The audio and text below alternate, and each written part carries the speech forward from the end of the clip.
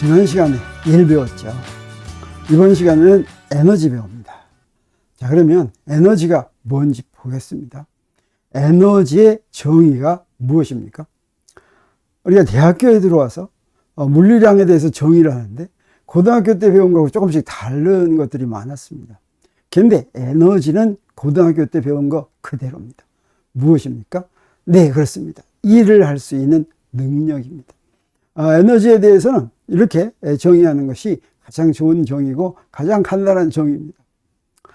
그런데 일과 에너지는 비슷해 보이지만 다릅니다. 그래서 무엇으로 제일 구분을 잘 할 수가 있냐면 일과 에너지를 말할 때 어떻게 말하는가 보는 겁니다. 우리 일에 대해서는 지난 시간에 이제 여러 번 배웠습니다. 일은 어떻게 얘기한다고 그랬습니까? 힘이 A가 B한테 힘 F를 작용한다 라고 얘기하는 것처럼 일도 A가 B에게 W만큼의 일을 한다 이렇게 얘기한다고 그랬죠. 그러면 에너지는 어떻게 얘기합니까? 에너지는 어떻게 얘기하냐면 A와 B 이렇게 얘기하지 않고 하나만 얘기합니다. A의 에너지는 이다. B의 에너지는 이다. 뭐 이렇게 얘기합니다. 그래서 일과 에너지가 이야기하는 방법이 굉장히 다르죠. 그래서 같은 것 같기도 하지만 매우 다르다고 하는 걸 알 수가 있습니다. 그러면 그 차이가 무엇인지 분명히 봐야지 되겠죠. 그래서 A가 B한테 W만큼 일을 하면 이 일은 어떤 역할을 하느냐? A와 B의 에너지를 바꿔주는 역할을 합니다. 그래서 A가 B에게 한 일이 0보다 크면 일은 0보다 클 수도 있고 0보다 작을 수도 있었습니다. 1은 힘 F를 작용하면서 변이 D만큼 움직이면 어떻게 됐습니까? 1은 FD 코사인 세타였죠. 근데 F와 D는 힘의 크기가 하고 변이의 크기니까 다 0보다 큰 양이지만 코사인 세타는 세타가 0도에서부터 180도까지 갑니다. 그래서 90도보다 더 크면 코사인 세타가 마이너스가 됩니다. 그래서 1은 마이너스가 될 수도 있습니다. 그래서 1이 0보다 크면 1이 포지티브면 A의 에너지는 W만큼 감소하고 B의 에너지는 W만큼 증가합니다. 그 얘기는 뭐냐면 A가 B한테 일을 하려면 에너지를 내가 하려는 일보다 더 많은 에너지를 가지고 있어야지만 일을 한다라고 하는 얘기가 되겠습니다. 내가 일하면 내 에너지가 한 일만큼 줄어든다라고 하는 것입니다. W가 0보다 크면 그게 줄어든다는 얘기고 대신 A가 B한테 일을 하면 B의 에너지가 W만큼 증가한다고 하는 거죠. 그런데 일은 음수이기도 한다고 그랬죠. 음수의 경우는 어떻게 되느냐? 음수의 일을 하면 마치 내가 일을 받은 것과 같습니다. 그래서 A의 에너지가 오히려 증가하는데 얼만큼 증가하냐면 그 음수 1의 절대값, 그래서 마이너스를 뗀 만큼 증가하고 B의 에너지는 음수인 1을 하면 그 음수를 더하면 작아지죠. 그래서 절대값만큼 감소한다. 이렇게 이야기할 수가 있는데, 자, 이거 일과 에너지로 얘기하니까 굉장히 이해하기가 어려웠다면 이것을 쉽게 비유로 이해할 수 있는 방법이 있습니다. 무엇으로 비유하냐면 일은 돈으로 비유하고 에너지는 예금 잔고로 비유하면 그것이 딱 맞아 떨어집니다. 그래서 예금을 A의 예금이 A가 있고 B의 예금이 있다고 할 때 A가 B한테 입금을 해주면 어떻게 되냐? 입금을 해주면 어떻게 되겠습니까? 이거 돈을 입금하는 거죠. 그러면 잔고가 어떻게 되겠습니까? B의 잔고는 커지고 A의 잔고는 작아지겠죠. 근데 마이너스로 입금을 하면 그게 무슨 얘기냐면 출금하는 거나 마찬가지입니다. 그래서 B에서 출금을 해가지고 A로 집어넣을 것 같으면 A의 잔고가 증가하고 B의 잔고는 감소하겠죠. 그거는 마찬가지로 물체 A가 물체 B한테 일을 했다고 할 때 그 한 일이 0보다 크면 이거는 지금 입금한 것이나 마찬가지입니다. 그러면 물체 A와 물체 B의 잔고가 이게 바로 에너지인데 그래서 물체 A의 에너지는 감소하고 물체 B의 에너지는 증가하게 되겠습니다. 근데 한 일이 0보다 작으면 이건 출금한 거나 마찬가지입니다. 그러면 어떻게 되겠습니까? A의 에너지가 증가하고 B의 에너지가 감소한다. 이렇게 얘기할 수가 있는 것입니다. 그리고 이제 그 돈을 1,000원을 입금하면 잔고가 1,000원이 증가하죠. 그것처럼 어떻습니까? 돈의 단위하고 예금의 단위는 어때요? 다 같죠? 같은 1,000원이라는 걸 사용하죠. 그것처럼 일의 단위하고 에너지의 단위는 같아야 되겠습니다. 그래서 에너지를 100줄의 일을 하면 에너지가 100줄만큼 증가하는 게 되겠죠. 만약에 마이너스 100줄의 일을 하면 에너지가 100줄만큼 감소하게 되겠죠. 그래서 일과 에너지는 같은 단위를 사용한다. 우리 지난 시간에 일의 단위를 배웠습니다. 일의 SI 단위, 국제단위계에서의 단위는 줄이었고, 그 다음에 CGS 단위계에서의 단위는 에르고였죠. 에너지에서도 똑같은 단위를 사용한다고 할 수가 있습니다. 근데 우리가 지금까지 에너지를 그냥 에너지라고 얘기했지만 사실은 에너지를 가만히 볼 것 같으면 에너지 앞에는 꼭 무슨 수식어가 붙습니다. 예를 들어서 운동 에너지라든가 또는 전기 에너지라든가 화학 에너지라든가 이렇게 꼭 앞에 뭐가 붙습니다. 이걸 무엇이라고 얘기하냐면 에너지의 형태라고 얘기합니다. 그래서 에너지는 여러 가지 형태로 존재한다. 이렇게 얘기할 수가 있는데 내가 이제 A가 B한테 일을 하면 B의 에너지가 증가한다고 그랬죠. 그러면 그때 증가할 때 어떤 에너지가 이 형태 중에서 어떤 에너지가 증가할지는 미리 알 수가 없습니다. 그래서 일을 받은 물체 에너지가 증가할 때 어떤 형태의 에너지가 증가할지 미리 알지 못하고 그때 일을 하는 그 경우에 따라서 어떻게 해서 일을 하게 되느냐, 어떤 일을 하느냐에 따라서 증가하는 에너지 형태가 다 달라진다고 하는 거죠. 이것도 아까 그 일은 돈에 비유하고 에너지는 예금 잔고와 비유한 거하고 비슷하게 이렇게 얘기할 수가 있습니다. 어떻게 얘기하냐면 자, 입금을 한다고 쳐요. 입금을 할 때 여러 가지 예금이 있겠죠. 보통 예금도 있고 정기 예금도 있고 당좌 예금도 있고 뭐 정기 적금도 있고 그렇습니다. 그러면 입금하면 이 중에서 어떤 것의 잔고가 늘어난지는 미리 알 수 없죠. 입금하면 어느 예금의 잔고가 올라갈지 미리 알 수 없지만 내가 지금 보통 예금에다 입금하면 보통 예금의 잔고가 올라가고 정기 예금에 입금하면 정기 예금의 잔고가 올라가고 이런 식이 될 것입니다. 일도 마찬가지입니다. 일을 하면 그 상대방 일을 받은 물체의 에너지가 이제 높아지는데 그때 에너지가 운동 에너지가 더 많아지는지 포텐셜 에너지가 더 많아질지 열 에너지가 더 많아질지 질량 에너지가 더 많아질지 이건 미리 알 수가 없고 경우에 따라 다르다. 그래서 물체의 일을 하면 물체의 어느 에너지가 증가할지 미리 알 수가 없는데 우리 맨 첫 시간에 딱 무슨 에너지가 증가할지 아는 거 딱 한 가지를 배웠습니다. 그게 바로 무엇이냐면 우리가 배운 일 에너지 정리입니다. 일 에너지 정리는 뭐라고 얘기합니까? 합력이 한 일은 어때요? 운동 에너지 변화량과 같다. 그래서 물체 여러 가지 힘이 작용할 때 그 여러 가지 힘이 작용한 각 힘들이 한 일을 다 더한 거 이게 무엇과 같다고 그랬습니까? 합력이 한 일과 같다고 그랬죠. 이 합력이 한 일은 반드시 바뀌면 운동 에너지로 바뀐다고 하는 것이죠. 그래서 합력이 한 일이 0보다 작으면 그러면 운동 에너지가 감소합니다. 합력이 한 일이 0보다 크면 그러면 운동 에너지가 증가한다. 이렇게 얘기할 수가 있습니다.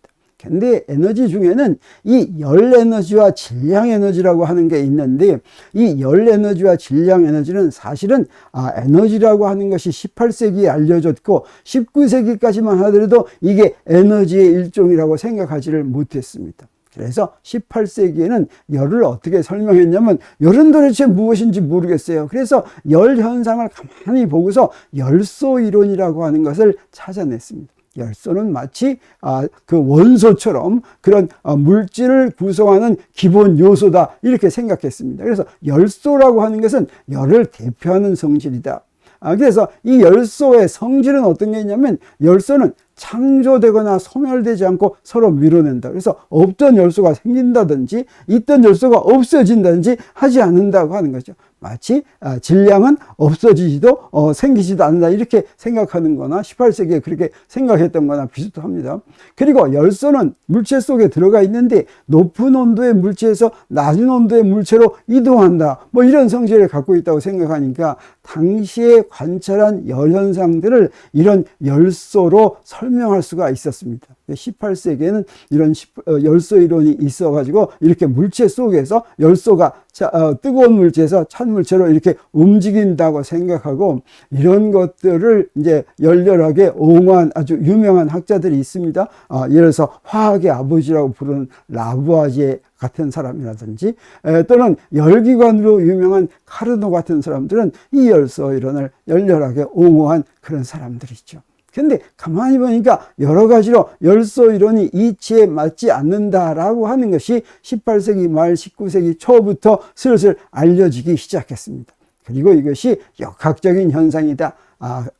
열 현상도 역학적인 현상이고, 이것이 이 에너지로 설명된다라고 하는 걸 알아냈습니다. 그래서 이게 정량적으로 어떻게 열량이 에너지와 어떻게 연관이 있는지를 맨 처음에 보인 사람이 바로 누구냐면 영국의 제임스 줄이라고 하는 사람이었죠. 그래서 이 사람은 실험으로 직접 열과 일 사이의 정량적인 관계를 수립했습니다.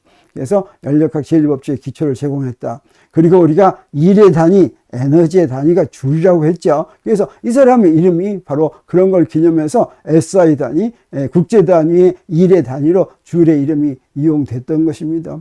이 줄의 실험은 아마 여러분이 고등학교 때도 들어본 아주 유명한 실험이었습니다. 여기에 물이 이렇게 있으면 물의 온도는 어떻게 해야지 올라갑니까? 불을 떼야지 올라갔죠. 근데 불을 떼지 않아도 올라가는 걸 알았어요. 어떻게 올라갔냐면 여기서 이 물 속에다가 이렇게 바람개비를 집어넣어 놨습니다. 바람개비를 집어넣고서 여기서 추를 가지고 쭉 내렸어요. 쭉 내렸더니 바람개비가 돌아가면서 물의 온도가 올라가는 것을 알아냈는데, 그러면 이 추가 밑으로 내려가면서 여기서 한 1, 그놈이 여기로 다 가면 그 한 1하고 여기서 올라간 열량하고를 비교해 가지고 무엇을 알아냈냐면, 당시에 열이라고 하는 것은 에너지하고는 전혀 관계없다고 생각했기 때문에 어떤 단위로 측정을 했냐면 칼로리라고 하는 단위로 측정을 했습니다. 오늘날도 열량을 칼로리라는 단위로 측정을 하죠. 근데 칼로리라고 하는 단위가 일의 단위, 줄의 단위하고 똑같은 단위다. 똑같은 열의 에너지를 측정하는 단위라고 하는 걸 알게 됐고, 1칼로리가 4.184 줄에 해당하는 걸 알게 됐습니다. 이걸 갖다가 열의 일당량이라고 하는데, 이렇게 환산 공식을 알면 어떻습니까? 이제 칼로리라는 단위를 써도 좋고 줄이라는 단위를 써도 좋죠. 줄을 썼는데 칼로리를 알고 싶으면 4.184로 나누면 되고, 칼로리를 썼는데 줄을 알고 싶으면 4.184로 곱해버리면 되죠. 자, 이게 바로 열이라고 하는 양이 전에는 에너지 속에 들어가지 않았는데 에너지의 한 형태가 된 것입니다. 그 에너지의 한 형태가 됐다라고 하는 이야기는 무슨 얘기냐면, 조금 전에 어떻습니까? 에너지는 여러 가지 형태가 있다고 그랬죠. 이 에너지는 한 형태에서 언제든지 조건만 맞으면 다른 형태로 바뀌는데, 바로 이 열 에너지라는 형태로 운동 에너지가 열 에너지로 바꿀 수 있고, 화학 에너지가 열 에너지로 바뀔 수 있고, 그런 하나의 형태로 들어갔다고 하는 것입니다. 그리고 또 하나 무엇이 있냐면 질량 에너지 하는 거 조금 앞에서 봤죠. 자, 이 질량에 대해서 여러분한테 한번 간단한 퀴즈를 한번 내보겠어요. 여기에 몇 가지 법칙이 있는데 다음 중 절대로 성립하지 않는 법칙이 있으면 하나만 골라보기 바랍니다. 여기에 에너지 보존 법칙, 질량 보존 법칙, 운동량 보존 법칙, 전화 보존 법칙 많이 들어봤을 것 같죠? 이 중에서 절대로 성립하지 않는 이런 보존 법칙은 절대로 없다고 하는 게 여기에 포함이 되어 있습니까? 포함되어 있지 않습니까? 아니면 이거 전부 다 절대로 포함이 되겠습니까? 제가 이것을 여기서 얘기한 이유는 우리가 질량 얘기하면서 얘기했죠. 바로 이 질량 보존 법칙이라고 하는 것은 절대로 성립하지가 않습니다. 질량은 항상 변하고 있다고 하는 것을 우리가 이제 물리를 배우면서 계속 알게 될 텐데, 질량이 특별히 에너지의 한 형태라고 하는 걸 알게 되었습니다. 그 얘기는 무슨 얘기입니까? 언제든지 조건만 맞으면 질량 에너지가 다른 형태의 에너지로 바뀔 수 있다고 하는 거죠. 자, 그런데 이 질량이 에너지 한 형태라고 하는 걸 어떻게 알게 됐느냐? 아까 열이 에너지 한 형태라고 하는 것은 여러 가지 이제 증거들이 있어가지고 줄이 실험으로 확인했다고 그랬죠. 근데 질량이 에너지의 한 형태라고 하는 것은 이론으로 먼저 알았습니다. 어떤 이론으로 먼저 알았냐면 특수상대성 이론으로 알았는데, 질량이라고 하는 것은 19세기 말까지도 뭐였습니까? 물체의 관성을 대표하는 성질이었습니다. F는 MA에 포함되어 있는 M이라고 하는 것이 바로 물체의 관성을 대표하는 성질이다라고 우리 앞에서 배웠었죠. 그리고 또 무슨 성질이라고도 했습니까? 만유인력의 원인이 되는 성질이다라고도 얘기했었죠. 그래서 이걸 킬로그램이라고 하는 단위로 이용을 했는데, 그 뒤에 20세기 초에 아인슈타인의 특수상대성 이론이 나왔죠. 우리 앞으로 특수상대성 이론을 배울 텐데, 특수상대성 이론을 전개하다가 E는 mc제곱이라고 하는 식이 툭 튀어나왔어요. 자, 근데 이 식, E는 mc제곱, E는 뭡니까? 에너지죠. M은 뭡니까? 질량이죠. C는 뭡니까? 광속입니다. 그래서 질량에다가 광속의 제곱을 곱했더니 에너지와 같다라고 하는 식이 나왔는데, 자, 이 질량하고 이 광속하고 하면, 뭐 어떤 질량이 광속으로 움직일 것 같으면 그것의 운동 에너지가 뭐 이렇게 되는가 보다, 이렇게 상상할 수도 있지만, 운동 에너지가 되려면 앞에 뭐가 있어야 됩니까? 2분의 1이 있어야 되죠. 2분의 1도 없죠. 자, 아주 이상한 것인데, 이 식이 바로 나중에 알고 봤더니 무슨 식이냐면, 질량이 에너지의 한 형태다라고 하는 것을 알려주는 식이었습니다. 질량이 에너지의 한 형태다라고 하면 무슨 얘기가 되겠습니까? 질량도 조건만 맞으면 다른 에너지로 바뀔 수 있다. 질량, 여기 만지면 뭐가 있는 것이 다른 에너지로 바뀌었을 때 만져서 아무것도 없는 그런 것으로 바뀔 수도 있다라고 하는 것이죠. 그래서 E는 mc제곱의 C제곱은 바로 무슨 역할을 했냐면, 이것은 질량의 에너지 당량 역할을 합니다. C라고 하는 것은 광속인데, 광속의 제곱할 것 같으면 3 곱하기 10의 8승에 제곱하니까 9 곱하기 10의 16승이죠. 이건 마치 열의 1당량과 비슷합니다. 1칼로리가 4.184줄에 해당했던 것처럼 질량 1kg이 바로 요만큼에 해당한다라고 하는 것이고, 그래서 이 C제곱은 질량의 단위를 에너지 단위로 바꾸는 환산인자에 불과하다고 하는 걸 우리 알게 되었고, E는 mc제곱이 바로 그것을 알려주는 식이라고 하는 거죠. 그래서 질량 1kg이 전부 에너지로 바뀐다면, 또는 1kg이라고 하는 질량을 에너지 단위로 표시한다면, 질량과 에너지는 이제 같은 것이니까 에너지 단위로도 표시할 수가 있습니다. 그럼 여기다 그대로 대입하면 되겠어요. 1kg에다가 C제곱 했으니까 9 곱하기 10의 16승 하면 되겠죠. 그러면 이게 바로 무엇이 됩니까? 9 곱하기 10의 16승하고서 킬로그램 미터 제곱 퍼 세크 제곱 했는데, 킬로그램 미터 제곱 퍼 세크 제곱, 이게 바로 무슨 단위입니까? 이게 바로 줄이라고 하는 단위죠. 그래서 1kg은 9 곱하기 10의 16승 줄에 해당한다. 자, 이렇게 질량을 이렇게도 표현할 수가 있다고 하는 것입니다. 그래서 에너지 보존이라고 하는 건 무엇이냐면, 사실은 에너지가 여러 가지 형태로 존재하는데, 에너지는 조건만 맞으면 언제든지 한 형태의 에너지에서 다른 형태로 바뀔 수가 있다. 바뀌는 것이 가능하다. 단 여기서 에너지 보존할 때, 이렇게 바뀔 때 그 양은 절대로 안 바뀐다고 하는 것입니다. 한 형태의 에너지에서 다른 형태의 에너지로 바뀌는데, 그때 그 전 형태의 에너지로 표현된 양이 바뀐 형태의 양하고 아주 똑같다라고 하는 것이 이제 에너지 보존 법칙이라고 얘기할 수가 있겠습니다. 그러면 질량이 진짜로 없어져 가지고 운동 에너지로 돼버린 예가 있습니까? 없습니까? 그런 예가 얼마든지 있습니다. 사실은 화학 반응도 무엇이냐면 화학 물질을 서로 다른 물질을 집어넣을 것 같으면 열이 나오죠. 그때 열 나올 때 그게 바로 질량이 열 에너지로 바뀐 것입니다. 아까 봤지만 1kg이 에너지로 바뀔 때 그 양이 막대하게 커서 화학 반응이 일어날 때는 그때 소모된, 그때 없어진 질량이 너무 작아서 눈치를 채지 못했을 뿐이지, 언제든지 그 열 나온 것은 바로 질량이 없어지고 그 열 에너지가 나온 것이다. 질량 보존 법칙이라고 하는 건 아예 처음부터 없는 것이고, 무엇이 보존이 돼야지 되겠습니까? 에너지 보존 법칙이 이제 돼야지 된다고 하는 것이죠. 그리고 우리가 입자 가속계에서는 여기 양성자와 양성자를 굉장히 빠른 속도로 가속시킨 다음에 꽝 충돌시킬 것 같으면 그 운동 에너지가 전부 다 질량 에너지로 바뀌어가지고 무수히 많은 새로운 입자들이 만들어진다고 했죠. 자, 그런 것들이 바로 운동 에너지가 조건이 맞으면 질량 에너지로 변한 그런 예가 된다고 할 수가 있는 것이죠. 자, 이렇게 해서 우리 일과 에너지가 무엇인지에 대해서 배웠습니다. 그러면 사실은 제7강 일과 에너지에서는 일이 무엇인지 에너지가 무엇인지를 배우는 게 우리 목표가 아니지요. 뉴턴의 운동방정식을 이제 푸는데, 뉴턴의 운동방정식을 푼다고 하는 건 무엇입니까? 자연현상이 어떻게 일어나는지를 알아내는데, 문제가 어려워지면, 힘의 형태에 따라서 문제가 어려워지면 우리 새로운 물리량, 에너지라고 하는 물리량, 일이라고 하는 물리량을 도입해 가지고 그것을 쉽게 해결할 수 있는 그런 것을 배우는 거죠. 그래서 제7강에서는 우리가 일과 에너지라는 새로운 양을 도입해 가지고 어떻게 자연현상을 잘 설명하는지 앞으로 남은 시간에서 흥미진진하게 배우게 되기를 바랍니다.